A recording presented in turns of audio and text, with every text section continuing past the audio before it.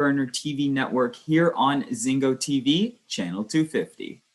Please remember to download both the Barn Burner and ZingoTV apps in their respective app stores on iOS and Android devices. And while you download, make sure to rate and leave a comment. Both apps are 100% free, so why not show some love? ZingoTV is also available on Google Chromecast, Amazon Fire, and Fire TV sticks, as well as Roku and Roku sticks. And they're also available on all smart TVs 2016 and forward. Now, let's get right into stolen bases for this week. And there is a lot to talk about in this week. The very first thing that we are going to get into straight away is the fact that all 30 Major League Baseball teams have sued their insurance provider, and they have cited billions of dollars lost in the pandemic. Now, first of all, before I even get into this, were you surprised? Were you surprised in any way, shape, or form that you were going to lose money from a global pandemic? And do they really think that they're going to win this case? I think all in all, it's just a big waste of time for all 30 teams to be doing this, because every team reported a loss in the pandemic season, obviously, and ratings weren't up in the TV side of things. That's kind of what they're more complaining about than anything, is the TV ratings were really low for Major League Baseball, and the fact that there were no ticket sales whatsoever for any of the teams, so they were losing money. Well, no doubt you're going to lose money when there's nobody in stadiums, and tickets were at an all-time high in price for majority of the teams anyway. So at the end of the day, like, you're going to lose money in a pandemic-ridden season, right? So Major League Baseball, again, all 30 of its teams have sued their insurance providers. They've cited billions of dollars, right? And this is due to the fact that fans weren't allowed in stadiums, right? This lawsuit, it was filed way back in October in the California Supreme Court in the Alameda County. And it was recently just obtained this Friday by the Associated Press. And so the providers, AIG, Factory Mutual, and Interstate Fire Casualty Company, they have refused to pay claims that have been made by the MLB despite the league's all-risk policy purchases. Now, this is where things kind of get sticky, right? Where this is actually becoming a case here. The league does have an all-risk for policy purchases, and I mean, at the end of the day, right, for the insurance companies, there's not much that they can really do within a pandemic-ridden season, because, like, you're going to lose money no matter what. Like, no matter which team you are, no matter how much money that this certain team has had, right, or has currently, you're not going to make money, and you're going to lose a lot of money. Even the Yankees and the Dodgers, right, teams that have a lot of money already in their system, they even lost a lot of money as well. And they were part of the teams that ended up suing their insurance company, right? Now, the league currently claims to have lost billions of dollars on unsold tickets, hundreds of millions on concessions, tens of millions on parking, and millions more on luxury suites, hotels, luxury seat licenses, in-park merchandising sales, corporate sponsorships. There's a lot of stuff that basically all of the teams have lost money on. But it also cites over $1 billion in local and national media losses. Now, this is between all 30 teams. This is not just one team losing all this money, because if it was, they would not be a team anymore. But in the MLB, they also did cut spring training short, and they postponed the start of the season. They had a 60-game regular season, right? So you hear all of this, and what do you think is going to happen when you have a 60-game regular season? You're not having any fans in the stadiums, right? You knew that this was coming. It's clear here that all of these teams, they didn't have a plan for the pandemic. It's very clear that they didn't. So you're going on and you're making this last-ditch attempt to go on and sue your insurance providers, the one who are ensuring that you are a major league team. Why? There's no point. How about, before you go ahead and sue the insurance companies' teams, and I'm talking to all 30 teams here, how about you get the bargaining agreement going? How about we decide when the season next year is going to start? I mean, I know you already have a day. We already know it's going to be kind of a shortened year for baseball as well, but like, let's get that stuff going before we decide to start suing people. Like it's ridiculous the fact that this is even being brought up right now. This is something that came up in October and it's now all of a sudden just getting picked up. Obviously got picked up yesterday, right? And the postseason as well, right? Postseason games were played without fans as well. They were going to try to make it so that the World Series would have fans in it, and that didn't end up working either due to COVID restrictions down in the US. Right now, apparently, it's due to COVID-19, the Major League Baseball and titles, including those of the 30 major league clubs, right? They have incurred a significant financial loss as a result of the inability to play games, right? But that's something that Major League Baseball had said to all 30 teams before they started. They knew that they were going to lose money. And the MLB has lost money, right?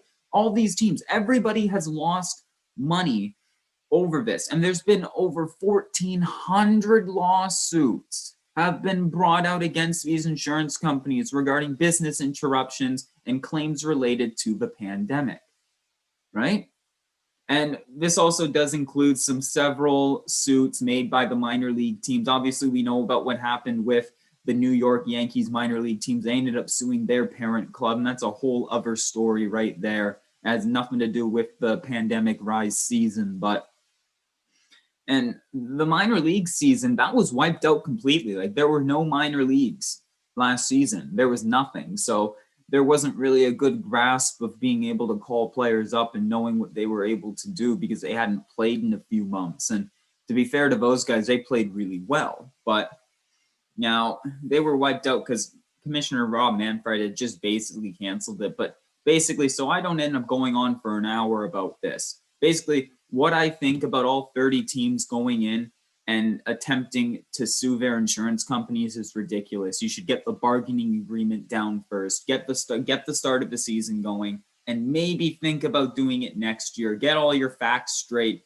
get everything correct, because right now you're not winning this battle, and it's just a huge waste of time for them to even consider doing this right now. It's like, again, why would you need to do it in the first place? That's all I'm going to say.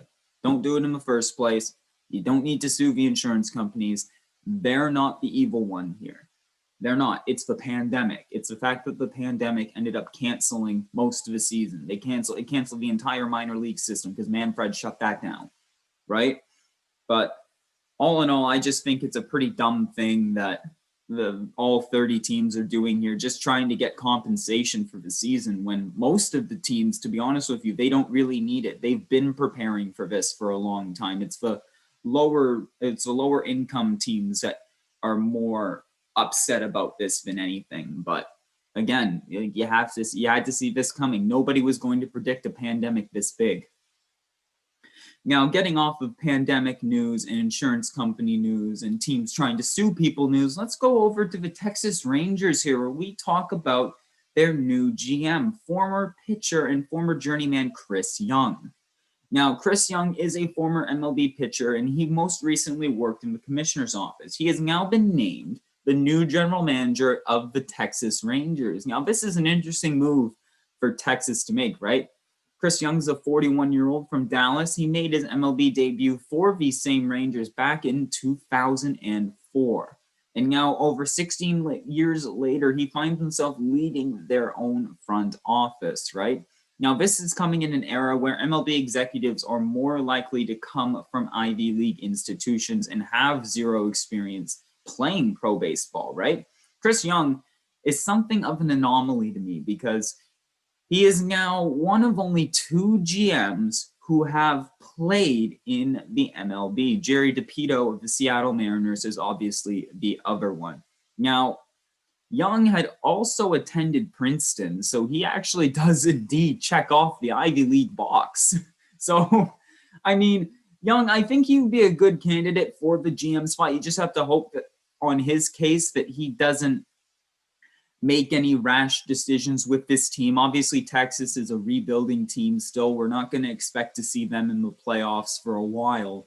But at the end of the day, getting someone who's been within the clubhouse or within the team for a while and getting somebody who has experience being up in the major league offices is a really big step for the Texas Rangers. And John Daniels, actually, the longtime GM and president of baseball operations, he will now just serve as the president of the team, with Chris Young basically being his right-hand man for the rest of the year.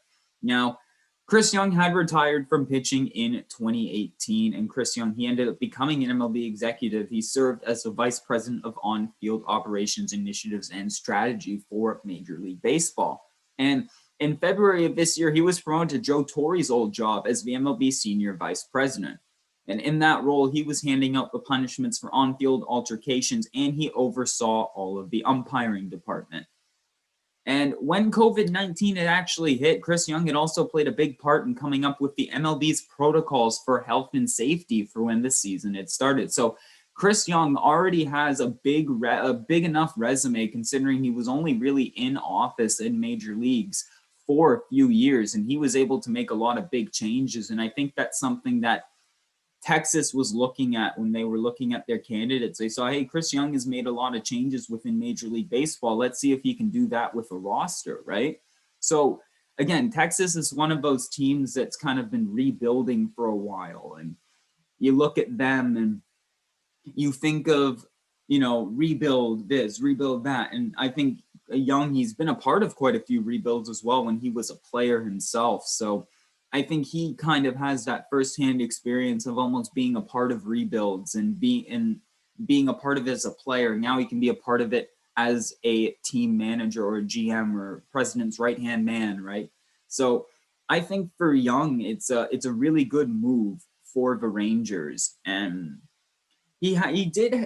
Chris Young actually did have a lot of other front office positions, right? He was mentioned a lot. He was mentioned as a New York Mets as their GM, and Young had recently pulled his name out of the ring, which ultimately led most of us to believe that he was probably going to go to Dallas, Texas, right? He wanted to be closer to his kids as well. So being able to be in Texas is absolutely perfect for him. He's able to be closer to his family, and I think, me personally, I think he'll do a really good job with managing this team, and we'll see what he can pull together within the next few years, and we'll see if Texas can become a dynasty again. And now moving on, guys, we're going to be talking right about the MLB non-tenured players, okay? We're going to be talking about the tenured players in Major League Baseball. And there were a lot this year, and it was really crazy to kind of see what was going to happen with this. And a lot of the non-tender candidates here, I have 12 of them, and it's really surprising, right? It's absolutely surprising, the non-tenured players for this year, right? And number one for me basically is Adam Duvall. I don't know why, okay? I don't know why the Braves felt the need to put him into free agency. I really don't understand it whatsoever, because you look at somebody like Adam Duvall who had really good numbers, and I just don't get it, right? Another name there is going to be Kyle Schwarber, right? Kyle Schwarber was absolutely fantastic for Chicago in 2018, but then 2019, 2020, he just wasn't all of that. He wasn't the best that he could have been. And Chicago surprisingly ended up having to non-tenure him because obviously Chris Bryant, it was either him or Chris Bryant, and you're going to keep Chris Bryant over Schwarber any day, no matter what type of numbers that Schwarber puts up. But it just kind of comes to as a surprise to me, because to non-tenure somebody like that and to just let him walk, it also makes it the fact that now Chicago doesn't really have a lot of guys who have a lot of value on their team. So it's going to be really interesting going forward for them to see how they're able to make changes to be able to be competitive within the next 3 to 4 years, when all the guys listed like Javier Baez, Chris Bryant, right? All those two guys alone are going to be in their 30s within the next 3 to 4 years. And it's gonna it's going to get to the point where Chicago will kind of have to go on another rebuild again. And then the White Sox, with how young their team's going to be, I think will be the top Chicago team eventually. Another one, guys, is actually Alberto Amara Jr. This one was another surprising one for me because this is a good player to me. To me, Albert Amara Jr. is a good player. He's still young. He didn't have the best of seasons, obviously. He had a 167 average, a 200 slugging percentage. And if you look at it from his slugging percentage to the league leader, which was at 695 this year, at 200, and not great, right? It's on 2/3 less than the league leader. And he didn't have the best season this year. And I still think he's good, right? He's a 26-year-old center fielder. He's got the height. He was a first-round pick. He was a sixth pick made by Chicago in 2012. He hasn't really turned out to what they thought they were going to be, so they have non-tenured him. But there are a lot of teams, again, that could use a really big, like a bigger outfielder, somebody who's quick, tall, somebody who's kind of young too at the age of 26, so he still has fight in him. I still think that he hasn't hit his full prime yet, and I think maybe a new change of scenery for Almara will actually somewhat prove him right, especially if he can get a starting gig, like a full-on starting gig in center field. He'll really be able to show the type of player that he is. Now, he's not going to pop off 30 home runs in a season, right? That's not who he is. He's more of a contact hitter. But at the end of the day, everyone just kind of wants to see this guy succeed, and I don't think he's going to succeed in Chicago. So it was widely anticipated, obviously, right? He wasn't really able to break through for Cubs, but I think he'll be able to do well on another team. If he's able to also get a guaranteed contract, that's also going to be really huge for Almara because it's going to give him a boost of confidence that a team believes in him, especially to be a starter. Even if he goes to a team that isn't super loaded with talent, I think he'll be able to kind of show off there because he'll be one of the better players on a bad team and he'll be able to have a breakout season. I don't think Almara is going to sign for any more than a 1-year deal, even if it's a guaranteed or non-guaranteed contract. He probably most likely will have to fight his way through to spring training and all of that. But other than that, I could see him getting like a nice little contract in the American League with an American League team that's kind of struggling. I'd love to see Baltimore or even Texas go after this guy as a good speedster in the outfield. And there's still so many more players, right? There was David Dahl of the Colorado Rockies who ended up getting non-tenure. Now, obviously, he's injured right now currently, but his average, 183 on the year. He had no home runs and 9 RBIs before getting injured. He had a 247 slugging percentage. And this one, again, was not really too surprising. His estimated return date, he does have a shoulder injury. His estimated return date is February the 1st of 2021. Now, David Dahl was non-tenured by the Rockets on Wednesday. Now, according to David Dahl, and this may seem like a surprise, but he's been hurt, right? He's been hurt. He's been injured lately, and he really just hasn't been that productive of a player, to be honest, because again, right, I just said the stats a little bit ago, right? 183 average, 93 at bats, right? And you have no home runs and 9 RBIs. You have an OPS of 469, and league leaders is 1.185, right? And that's not even half to what the league leaders is, and it's not even close to where league average is either, for that matter. So I think David Dahl, again, all of these guys, they just kind of need a change of scenery, because if you're able to give these guys that change of scenery that they also want, then you're looking at players possibly really getting rejuvenated and being able to come into a new team and meet some new faces and be able to gain the confidence back that they once had. Because all of these players, and Eddie Rosario too, Eddie Rosario had 210 at-bats on the year. This is probably one of the more surprising ones to me.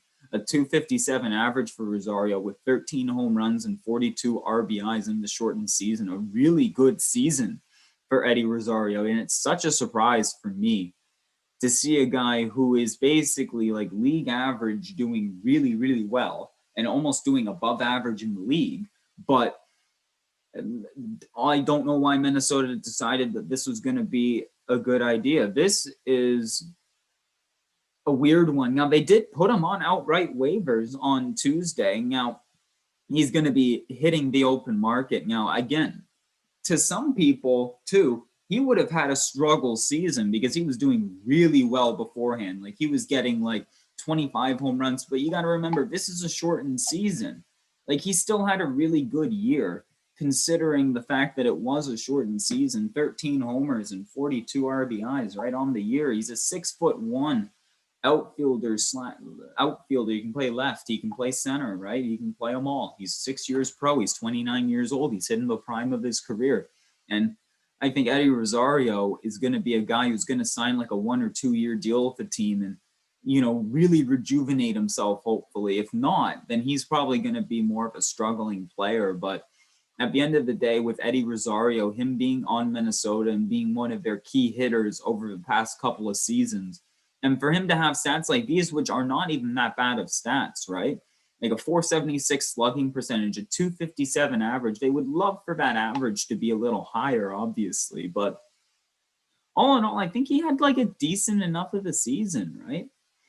And yes, he did end up going through waivers, right? And it was owed about $10 million in arbitration, but now another team can go on ahead and sign him. And hopefully a team obviously needs to sign him who needs hitting desperately. And I think Baltimore would be a perfect spot for Rosario because they do need that left fielder pretty desperately. Obviously, they lost Trey Mancini, potentially due to cancer, and you won't have him for majority of the next season. So why not go after somebody who he may not be the best player defensively, but if he can get his hitting back on track, you can kind of look at Baltimore to have one of those really good offenses again that they've been looking to have. And again, right, like a lot of money coming in here, and it's just I don't know. It's an interesting one for me, right? It's a really interesting one. And also, Cincinnati reliever Archie Bradley was let go as well by his club, the Cincinnati Reds. Now, he ended up going 2-0 on the year with a 2.95 ERA, a 1.09 WHIP. He had 18 strikeouts, 3 walks, 6 saves on the year. He's a 28-year-old relief pitcher, more known as a closer. He was the 7th pick in the 2011 MLB draft. And again, he's still 28 years old, right? And I mean, I look at it and I think, man, you've just made this guy one of the top relievers on the entire market now. This guy is now going to be open with the likes of Hendricks and all of these other guys, right? Because this is still one of the better relief pitchers in the game. And it's going to be really fun to see where he goes, because do we see him go over to the American League and try to challenge the American League save leaders, or do we potentially see him go over and stay in the National League and see what else he can do and see if there's any unfinished business there? But Archie Bradley going to arbitration has just made the relief pitching side of things for free agency a really good time, and I can't wait to see who's going to sign Archie Bradley, because I think he's going to have a pretty decent year considering where he ends up going.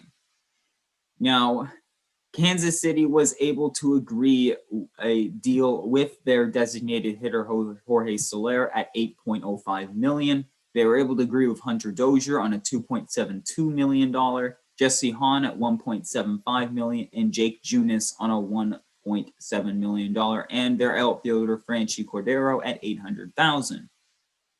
Now, the Mets had agreed to a $5.2 million one-year deal with Steven Matz, and they finalized a $15.5 million 2-year contract with the free agent relief pitcher Trevor May. The deal that had been pending a physical, and they finally got it. The Mets had allowed pitchers Chase Shriven, Nick Tropaino, Paul Sewald, and Ariel Gerardo to go free of charge, right? And And first baseman Matt Olson and the Oakland Athletics, they have agreed to a $5 million one-year contract. And Jesus Aguilar and Miami have agreed to a $4.35 million one-year deal contract. Now, Boston agreed with Matt Barnes, catcher Kevin Plawecki. Philly agreed with H.E.R, and the Phillies declined, right? And Philly had agreed with H.E.R on a $5 million down from 7-1-1-1-1-1-1 option. The Phillies had declined on October, and Zach Eflin is there for $4.45 million. So again, the New York Yankees and right-hander Luis Cessa have agreed to a $1 million contract. No arbitration will be needed there. And Atlanta had reached agreements with right-hander Luke Jackson on a $1.9 million deal, Juan Camargo at a $1.36 million deal, and left-hander Grant Dayton at $900,000 a year. So you look at that, you look at Atlanta's, right? Kind of like what I just said here, and that's a lot of money that they have going towards players, and that could be part of the reason why Duvall wasn't really picked. But at the end of the day, you kind of look at it and you think you need guys who are going to be hitting 250, 260, 270, and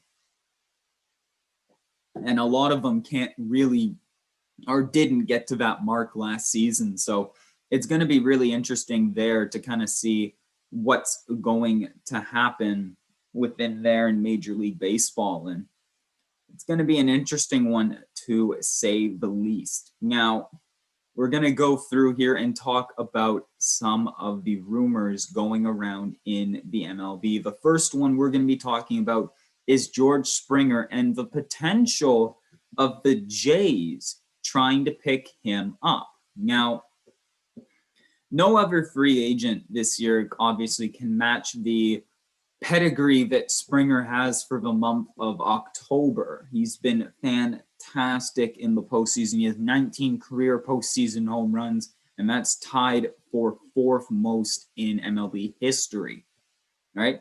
This included 4 dingers in the 2020 postseason for George Springer, right? And he was fantastic so far. He's been fantastic throughout the majority of his career, and the question is now who's going to pick him up, right? Now, Houston and George Springer were not able to connect with a deal.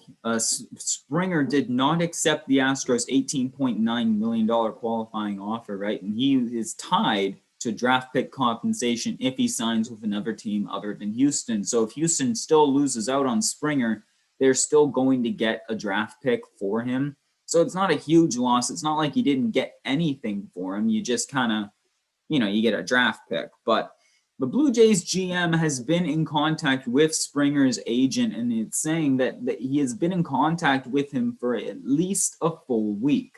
Now, Blue Jays general manager Ross Atkins went on Sportsnet 360, and he had said that the organization had been in touch with Springer's agency at least once a week, though he had added that the agency has multiple free agents in which the team might have been interested. So you have Springer, Michael Brantley, Jake Odorizzi, Masahiro Tanaka, Taijuan Walker, Didi Gregorius, Jock Peterson, Rick Porcello, Kyle Schwarber, and Tyler Clippard are among the free agents represented by Excel Sports Management. So a lot of those guys, right? There's a few of those guys there that the Jays are interested in trying to sign, and it's mainly from the Excel Sports Management agency company.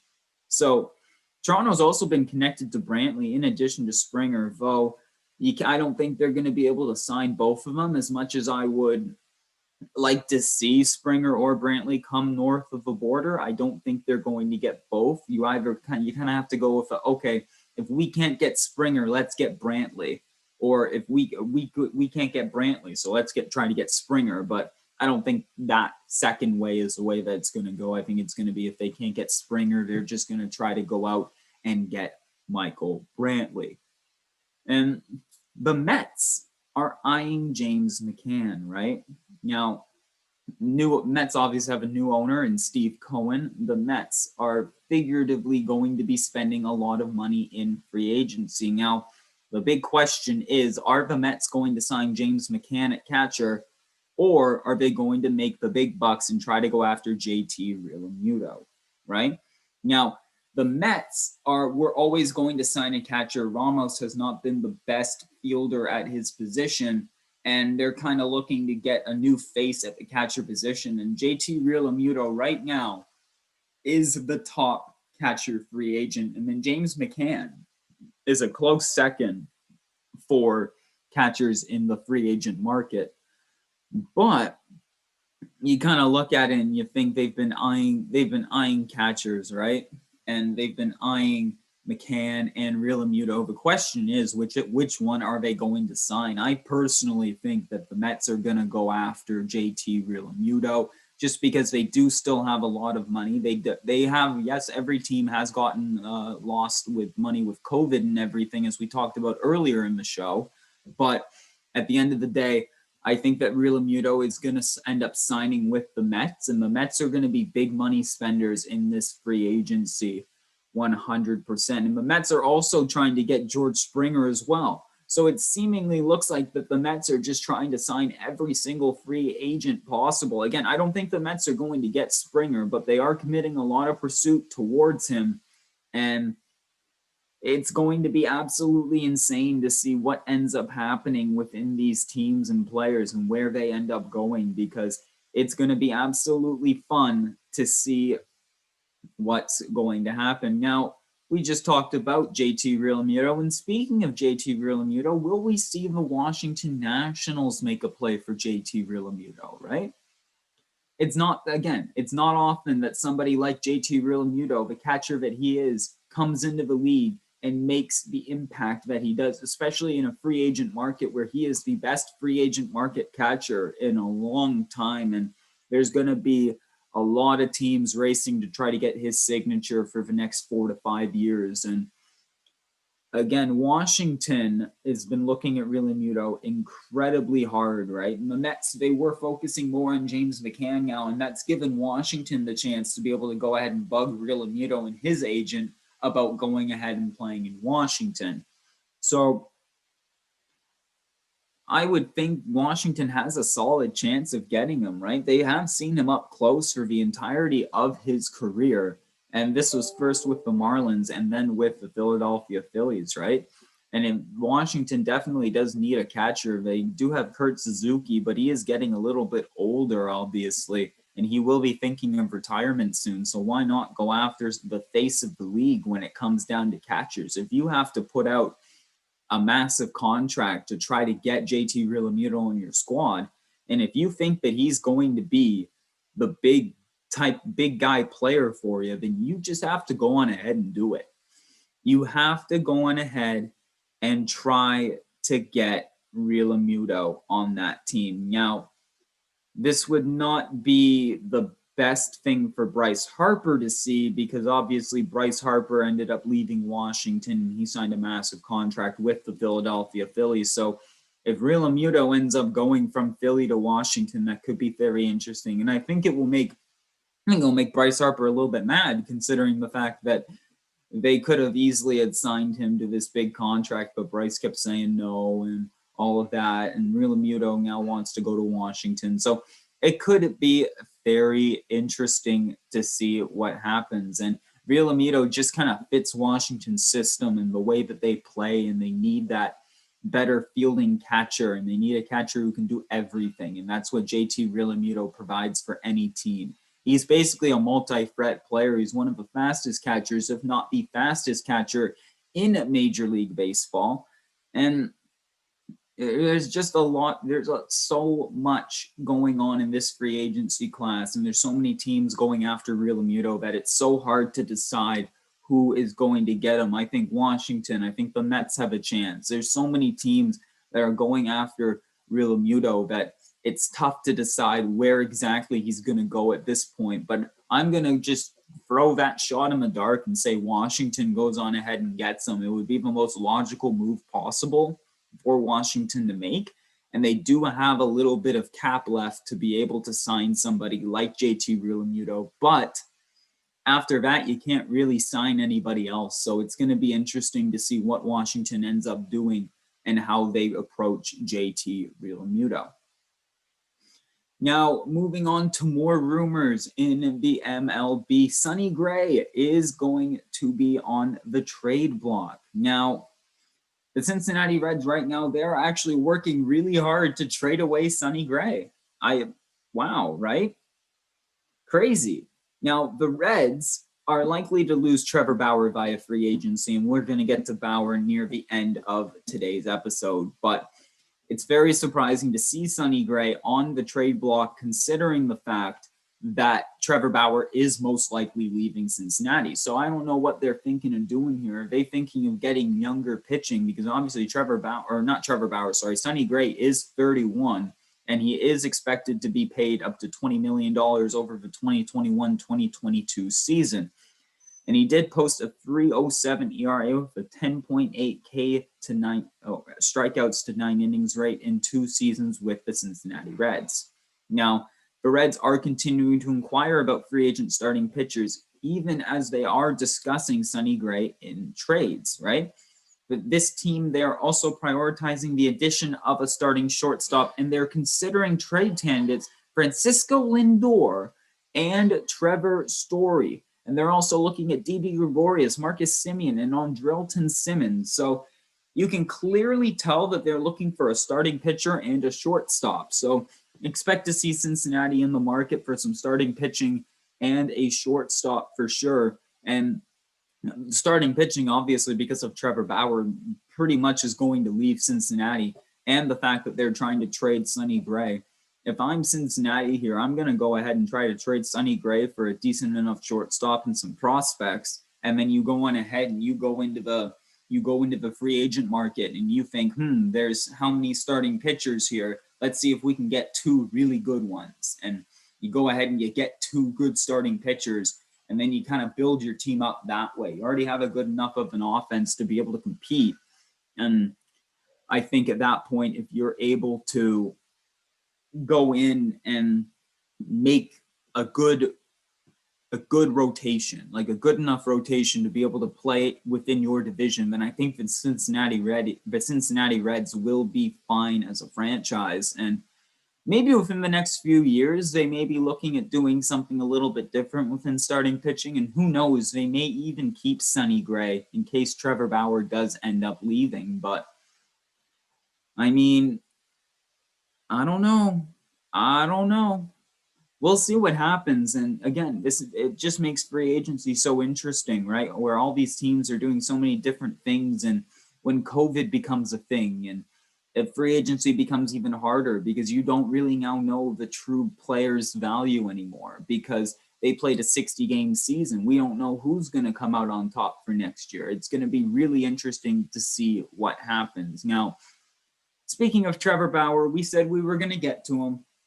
I'm not lying. We said we were going to get to him. And here is the news about Trevor Bauer. Angels fans got a shout out from Trevor Bauer and his agent. Now, does this mean he's going to sign with the Angels? No, he is probably not. But, right? Now, for the Angels, if they were hypothetically to go ahead and get Trevor Bauer, this is a godsend for them. This is a guy who has been in the playoffs before. This is the one thing that they desperately need, is somebody with playoff experience on their roster. Obviously, they had Anthony Rendon, who had been to the playoffs before, but could have won a World Series with Washington if he had stayed.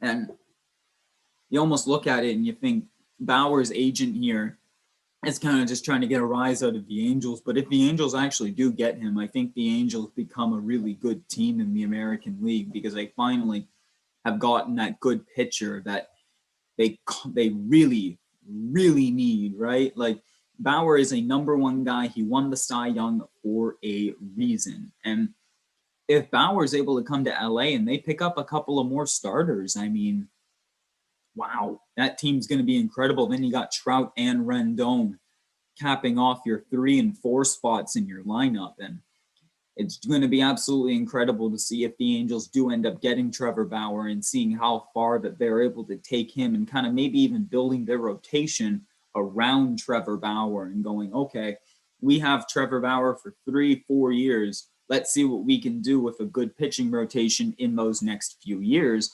And hopefully they're able to kind of get going on it and be able to give the Angels a chance here. But obviously, we all know that Trevor Bauer is being looked at and looked at and looked at by basically almost all 30 teams. Okay. Now, for the Angels, too, the money thing is a little bit of an issue. They will have to drop a few guys to be able to get Bauer, but if they're able to drop some guys that they don't really need and Bauer signs with them, I mean, anything can really happen. But I think the Angels will finally have that pitching staff that will be respected in Major League Baseball, and they'll be able to finally get out of that, like that third place division finish every year, and they'll be able to actually make the playoffs and even potentially win the division with just having a good pitching staff. That's how good their offense already is. Like, their offense is fantastic. So why not give the Angels a chance to be able to see what they can do, right? And even if it doesn't work out for Bauer and he goes ahead and signs that 3-year deal, he could just go on ahead and request a trade if things aren't going his way. So at the end of the day, wherever Bauer goes, he's going to make that team's rotation better no matter what, no matter who is on that rotation, right? Now, moving on over, we're going to be talking about the New York Mets once again. They're interested in starting pitcher Jake Odorizzi. Now, Trevor May officially is on board. He's on a team. He's on the Mets. The Mets would love to be able to bring another hard-throwing right-hander who spent 2020 in Minnesota. It appears that they are going to be doing that. Now, Joel Sherman, MLB Network insider, has said that the Mets have been showing some interest in Jake Odorizzi. And ultimately, I think if the Mets are able to sign somebody like Jake Odorizzi, right? He had a great 2019. He went 15-7. He had a 3.51 ERA. He made his first career All-Star game, but then in 2020 he struggled with an 0-run record in a 6.59 ERA in 4 starts. And then he ended up battling a ton of injuries with a chest and a blister injury on his hand. Now, Jake Odorizzi, he's had a lot of familiarity with the Mets pitching coach, which is Jeremy Hefner, and he had served as a Twins assistant pitching coach back in 2019. And again, Jake Odorizzi, he's one of the more intriguing free agent options in the second tier of free agency, and this is right behind 2020 NL Cy Young Award winner Trevor Bauer. As teams balance his 2019 form versus last year's difficult campaign, the Mets could be taking a huge gamble in signing Odorizzi. But if Odorizzi is able to come back to what he was able to do in 2019, he doesn't necessarily have to make an all-star team for him to be that player that the Mets want. The Mets don't necessarily need somebody who's going to go 20-2. It would be nice to see him go 20-2, but the Mets, in realistic terms, are looking for somebody to just get a lot of starts in, be that number 3-4 starter on a team, and just be able to pitch consistently into the later innings, like going 6-7 innings on most nights would be perfect for them. And considering the fact that the Mets, again, they already have some really good pitching, they just need to add that one guy and add a couple of more hitters, and they're solid. And Jake Odorizzi would be that perfect number 4 guy to have in a team, especially if he's able to recapture his form from the 2019 season. Watch out for the Mets in free agency this year, guys. They're going to be big spenders throughout the entirety of free agency. And it's going to be interesting to see how they construct their team for the next season. Now, again, right, it's all about this type of stuff, right? Mets.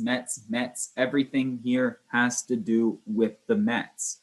And ultimately, it's going to come down to them getting the money together to be able to sign these guys and to be able to get them to play the best baseball that they can. And for the Mets, if they're able to do that, watch out, playoff team inbound. You've heard it here first.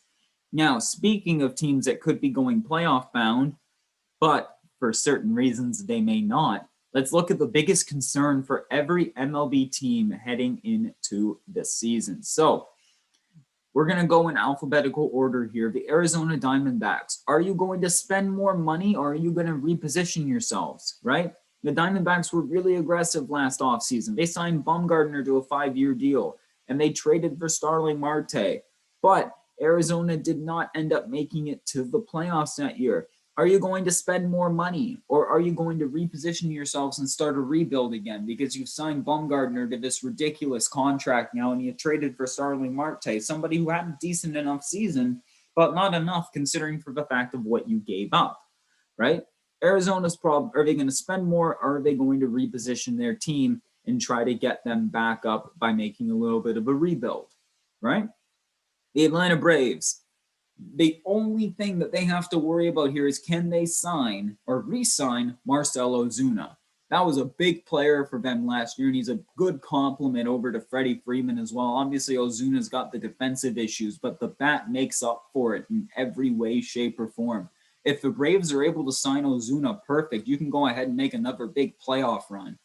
But if you can't, that's a big hole to fill, and Arizona or Atlanta is going to have to try to find that guy who's going to replace him, and that's not an easy task to do at all. Baltimore, we all know this one. There's more rotation talent needed for Baltimore to become a successful team. They've had one of the worst pitching staffs in all of the MLB for the past few seasons, and Baltimore, I wouldn't be surprised again for this free agency that they go after a few key starting pitchers in that free agent market as well, but more rotation help will be needed for the Baltimore Orioles in order for them to be competing again in that AL East. For Boston, it's going to come down to Chris Sale's health, but I'm not just going to target Chris Sale, I'm going to say the entire pitching staff's health, because we saw last season that Boston's pitching staff got lingered with injuries throughout the entire year, and they weren't that great of a team. Obviously, they did lose Mookie Betts to the LA Dodgers, but you look at the pitching staff and you think, oh, they've gone down again, right? They're going to finish last in the AL East. And that's kind of exactly what they did. And they did not have a good season whatsoever. So for Boston, they just need pitchers to stay healthy. For the Chicago White Sox, it's are their young starters ready? Are they ready to play a full season in the MLB? Are they going to be able to stay consistent and be able to lead Chicago to the playoffs, which is what they've ultimately been waiting for a long time? For the Chicago Cubs, it's a lack of trade value for their good players. This is going to become a problem, not now, but later. This is going to become a problem later when you're trading Chris Bryant for 3 prospects. Like, if you don't have trade value for your top guys, it's going to be really difficult to be able to perform a rebuild, especially when you had just did this rebuild in 2016 and now all of a sudden in 2021, 2022, you're going to have to maybe even do it again, which is not going to be fun for the Cubbies.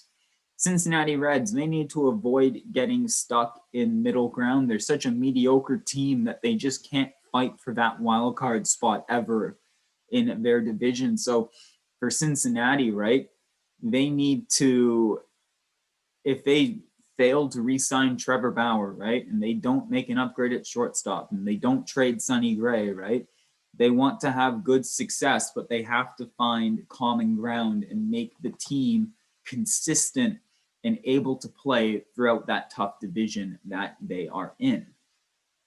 The Cleveland Indians, right? Now, for the Indians, it's all about Lindor in this case. Are they going to trade Lindor? What's going to happen? How much are they going to get back for Lindor? Is he going to stay in Cleveland? We don't know. Basically, Cleveland's big thing is all going to be about what Lindor does in the offseason for Cleveland.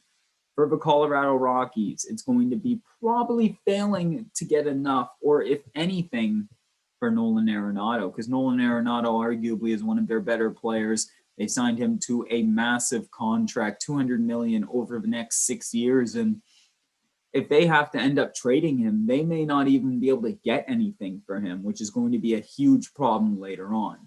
For the Detroit Tigers, they need more run producers. They need better hitting on that team. And their pitching is fine. I think the Tigers' pitching isn't too bad. It's the hitting that I think really needs to improve for them in order to be able to have a good year. For the Houston Astros, they have a lack of bullpen depth. They really need to, all they need to do is just get more into their bullpen for this from this free agency class, and I think that they'll be competing once again. For the Kansas City Royals, right? Are they rebuilding too quickly here? Obviously, they signed Mike Minor to a 2-year, $18 million contract with that club option in 2023, but are they going too quick with it? Are they signing too older players? Are they signing too many older guys? Are they doing the rebuild thing too fast? I think they are, personally, but maybe just signing a little bit younger guys and make the rebuild a little longer, and then you'll have more success with it. For the Los Angeles Angels, we don't even need to get into this. It's rotation woes next team. For the Dodgers, it's bolstering that back end of the bullpen. They need that big guy. They only really have Kenley Jansen in that back end of the bullpen. They don't have another consistent closer that they can go to when Jansen's tired or not feeling it or out of gas. So for them, it's just about getting that second bullpen arm, that later reliever that can come in and help Jansen out when he's in a pickle. For Miami Marlins, they do not have enough slugging. They don't have any power on that team. Ever since Giancarlo Stanton left, they haven't had that power. Even Yelich, too, leaving that team. They don't have that power anymore, so they need some sluggers on that team. The Milwaukee Brewers are still trying to contend. And then they also have to think about adding stuff to the farm. Milwaukee, one of the worst farm systems in Major League Baseball, but they're also still kind of trying to contend as well. So it's a little bit of a mix for that team there. For Minnesota Twins, their big problem is that the White Sox are going to be spending big money. That's their big rivals in the division, and Minnesota isn't really able to spend the type of money that the White Sox are able to spend. So it's going to be interesting to see how that's going to affect them in the upcoming season. With the New York Yankees, they need to juggle LeMahieu desperately. They need to keep him on that team. That's a whole problem on its own for New York if they aren't able to keep him. For the New York Mets, they're somehow missing on all the marquee free agents. They've done this in the past, or they've missed out on a lot of marquee free agents that they said that they were going to sign. I think this year will be a little different. I think they are going to get their guys, but it's a matter of how well they're going to perform for the new owner, Steve Cohen, and the New York Mets. For the Oakland Athletics, we are accounting for bullpen departures on this one because obviously their bullpen has been leaving them with, and I don't know why. I don't know why their bullpen's leaving them, but it's, for the Phillies, everything. Yep, everything. Next team, the Pittsburgh Pirates. I would almost say everything for them too, but for them, I'm gonna go with selling, but they're selling their guys a little too low. They're undervaluing them, and other teams are getting gems. Like they're getting a steal most of the time. For the Padres, it's that shortage of the late game impact relievers, right? So Kirby Yachts, he ended up getting injured early in the season, and obviously that wasn't a very good thing for them. They didn't have a lot of relievers that were able to get saves, a lot of them getting blown saves. So for them, just get more relief help. For the San Francisco Giants, or do you want to go for it now, or do you want to wait till 2022 when the free agent class gets really good? That's their big issue right now. We'll see at free agency what they decide to do. For the Seattle Mariners, they have the lack of boppers in their lineup. They do not have they have good pitching, don't get me wrong, but they just don't have that hitting core that they would want to have. St. Louis, they need some offense desperately. The Tampa Bay Rays, is it worth it to trade Blake Snell? No, I don't think it is. That's going to be Tampa Bay's big thing. For the Texas Rangers, they could be looking at getting Blake Snell and Sonny Gray and get that starting pitching roster up to where it needs to be. For the Toronto Blue Jays, they need to round out that rotation. They desperately need to get that starting rotation and that relief pitching filled up. You have a good hitting lineup. If you're able to add Springer, perfect. If you do that, then just bolster up your bullpen and bolster up the starting rotation, and you are solid. And the final team here for today is the Washington Nationals, and your championship window might be closing. You don't have a lot of years left. You will still have Juan Soto, obviously, but I have a lot of veteran guys there, and desperately, they will be needing to win now, or else their window will be closing very soon. And now that is all for me today here on Stolen Bases. This show can also be heard on the Barn Burner Radio Network on its 122 platforms. Now please check out barnburner.ca for all the news. Barn Burner, watch it, hear it, read it, download it, live it.